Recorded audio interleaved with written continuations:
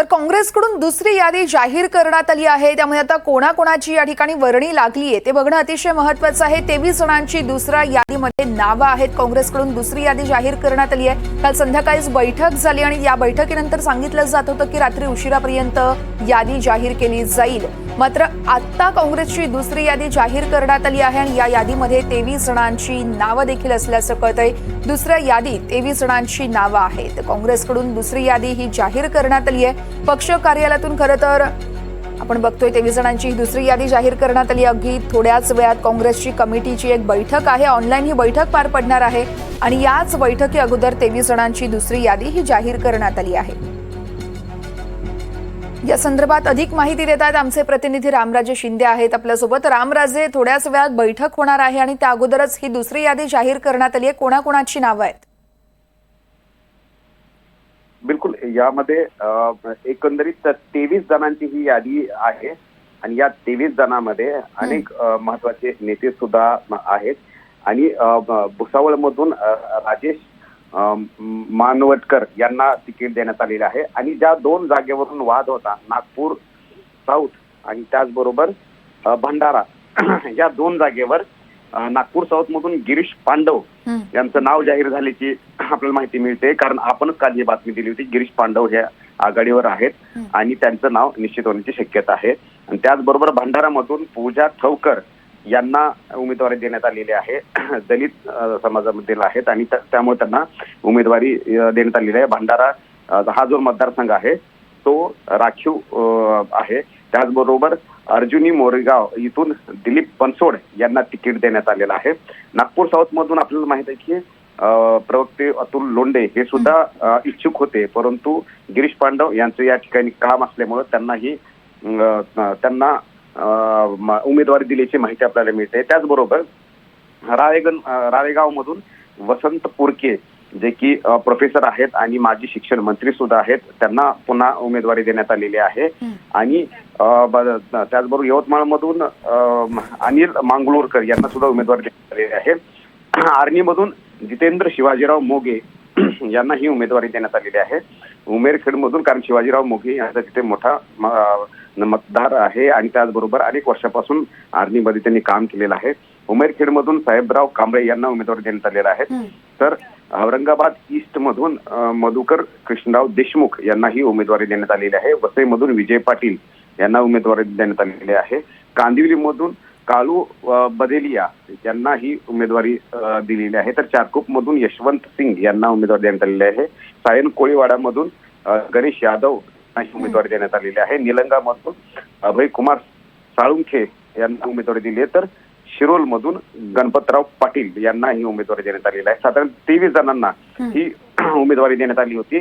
त्यापैकी म्हणजे की नागपूर साऊथची महत्वाची सीट होती, कारण तिथे दोन काँग्रेसमधले अंतर्गत नेते इच्छुक होते आणि त्याचबरोबर भंडारा हा मतदारसंघ आहे, तिथे सुद्धा स्पर्धा होती, कारण पूजा ठवकर यांचं पण नाव घेतलं जात होतं। आणि दुसरं की या जागेवर उद्धव ठाकरे यांनी सुद्धा दावा केला होता, परंतु दोन जागा ज्या आहेत नागपूर साऊथ आणि भंडारा, या दोन्ही जागा उद्धव ठाकरे यांना दिलेल्या नाहीत, काँग्रेसनं आपल्याकडे ठेवल्याचं या यादीवरून स्पष्टपणे दिसून येते। निश्चितच, त्यामुळे आता या यादीनंतर खरं तर आणखी पुढची यादी कधी येते ते बघणं अतिशय महत्त्वाचं आहे। रामराजे, आपण बघतोय अनेक जण अजूनही इच्छुक आहेत, काही जणांना अजूनही आपल्या नावाची प्रतीक्षा आहे, त्यामुळे पुढची यादी कधी येऊ शकते, काही या संदर्भातली माहिती कळू शकली आहे का? आता दुपारी 12 वाजता सीईसी आहे आणि त्या सीईसीच्या नंतर ही पुढची यादी येण्याची शक्यता आहे। आणि त्यामुळे सीईसी संपल्यानंतर जी की केंद्रीय निवडणूक समितीची बैठक आहे दुपारी 12 वाजता होईल। ऑनलाईनच्या पद्धतीने ही बैठक असणार आहे आणि त्यामुळं सीईसी संपल्यानंतर आजच जी तिसरी यादी आहे ती सुद्धा जाहीर होऊ शकते, कारण वेळ कमी आहे, अवधी कमी आहे। अशा वेळी यादी लवकर जाहीर करणं हे गरजेचं आहे। निश्चितच रामराजे, आता नेमक्या कोणत्या जागा आहेत ज्यावरती काँग्रेसमध्ये अजूनही बैठकीमध्ये चर्चा होतीये? ठाकरे गट असेल किंवा मग काँग्रेस, आपण बघतोय काही जागांवरून राहुल गांधींनी देखील नाराजी व्यक्त केली आहे। नेमक्या त्या कोणत्या जागा आहेत, काही कळू शकलंय का? बिलकुल, कारण चंद्रपूरची एक जागा आहे, वरोरा मतदारसंघामधली जागा आहे की जिथे प्रतिभा धानोरकर जे खासदार आहेत विद्यमान, तर त्यांनी दावा केलेला आहे त्यांच्या भावाला द्यावं असं सांगण्यात आलेलं आहे। आणि त्याचबरोबर त्यांच्या दिराने सुद्धा याच मतदारसंघावर दावा केलेला आहे. त्यामुळे दोन दावेदार आहेत आणि एकाच घरामधून आहेत. त्यामुळे हा एक पेच निर्माण झालेला आहे. यावरून सुद्धा आता जी तिसरी बैठक होईल त्यामध्ये यावर सुद्धा चर्चा होणार आहे. परंतु ही जी यादी जाहीर केलेली आहे त्यामध्ये नागपूर दक्षिणची जी जागा आहे आणि याच जागेवरून संजय राऊत आणि नाना पटोले यांच्यामध्ये सुद्धा वाद निर्माण झाला होता आणि ही जागा उद्धव ठाकरे यांना पक्षाला सोडावी अशी मागणी करण्यात आली होती. परंतु ही जागा उद्धव ठाकरेंना सोडली नसल्याचं दिसून आलेलं आहे.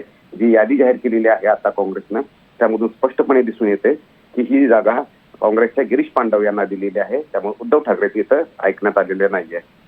निश्चितच रामराजे, आपण बघतोय आता 23 जणांची यादी इथं जाहीर करण्यात आली आहे. अनेक जणांची नावं देखील येणं अजूनही बाकी आहे. मात्र या नेमकी आज ज्या बैठकीमध्ये काय घडामोडी घडते या संदर्भातली प्रत्येक अपडेट तुमच्याकडून जाणून घेत राहणार आहोत. तुर्तास धन्यवाद तुम्ही दिलेल्या माहितीसाठी. आपण बघतोय काँग्रेसकडून दुसरी यादी जाहीर करण्यात आली आहे. 23 जणांची दुसऱ्या यादीत नावं आहेत. तर राजेश मानवतकर भुसावळमधून, स्वाती वाकेकर जळगावमधून, महेश गंगणे यांना अकोटमधून उमेदवारी देण्यात आली आहे.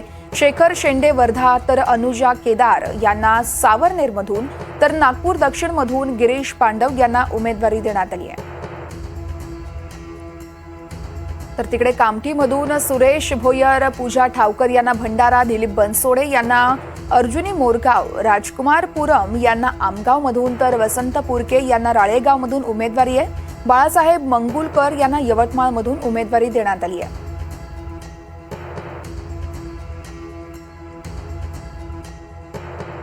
आर्णीमधून जितेंद्र मोघे, साहेबराव कांबळेंना उमरखेडमधून, कैलास गोरियंटियाल यांना जालन्यातून, मधुकर देशमुख छत्रपती संभाजीनगर पूर्व, विजय पाटील वसई, तर काळू बभेडिया यांना कांदिवली पूर्वमधून उमेदवारी देण्यात आली आहे.